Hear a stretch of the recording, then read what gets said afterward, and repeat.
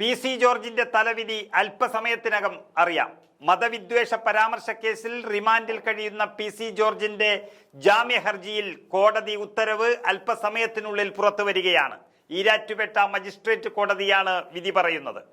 Kottayam medical college ആശുപത്രിയിൽ പ്രവേശിപ്പിച്ച PC George ഡോക്ടർമാരുടെ നിരീക്ഷണത്തിലാണ് റിമാൻഡിൽ തുടരുന്നത്.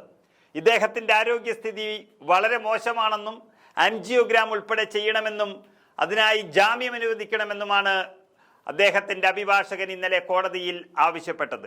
പക്ഷേ പ്രോസിക്യൂഷൻ ശക്തമായി ഇതിനെ എതിർത്തു.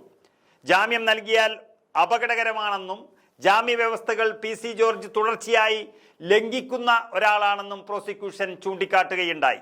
വിചാരണയിൽ കുറ്റം തെളിഞ്ഞാൽ ശിക്ഷിക്കാമെന്ന് PC ജോർജിന്റെ അഭിഭാഷകൻ പറഞ്ഞപ്പോൾ അതൊന്നും മുഖവിലക്കെടുക്കുമോ എന്നുള്ളത് അല്പസമയത്തിന് അകമറിയാം. പൊതുപ്രവർത്തകനായാൽ കേസുകൾ ഉണ്ടാകുമെന്നും ഇതും അതുപോലെ ഒന്നാണെന്നും PC ജോർജിന്റെ അഭിഭാഷകൻ വാദിച്ചുകൊണ്ടേയിരുന്നു.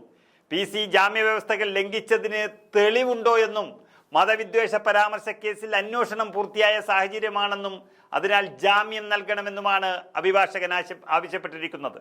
എന്നാൽ PC ജോർജ് നേരത്തെ സമാനമായ കുറ്റകൃത്യം ചെയ്തിട്ടുണ്ട് എന്ന് അസിസ്റ്റന്റ് പബ്ലിക് പ്രോസിക്യൂട്ടർ വാദിക്കുകയുണ്ടായി. 30 വർഷം MLA ആയിരുന്ന ഒരു വ്യക്തിയാണ് അദ്ദേഹം.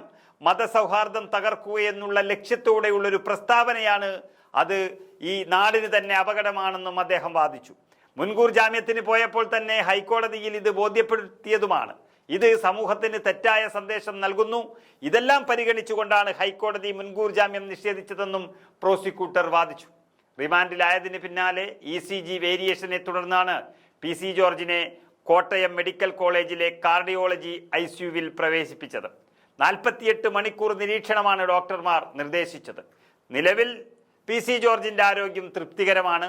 ആരോഗ്യനില മെച്ചപ്പെട്ടതിന് ശേഷം ജയിലിലേക്ക് മാറ്റുന്ന കാര്യത്തിൽ അന്തിമ തീരുമാനത്തിലേക്ക് എത്തും. ഏതായാലും PC ജോർജിന്റെ നാവിന് ലൈസൻസ് ഇല്ലെങ്കിലും നാവിന് ജാമ്യം ലഭിക്കുമോ എന്നുള്ളത് അല്പസമയത്തിനകം തന്നെ അറിയാം.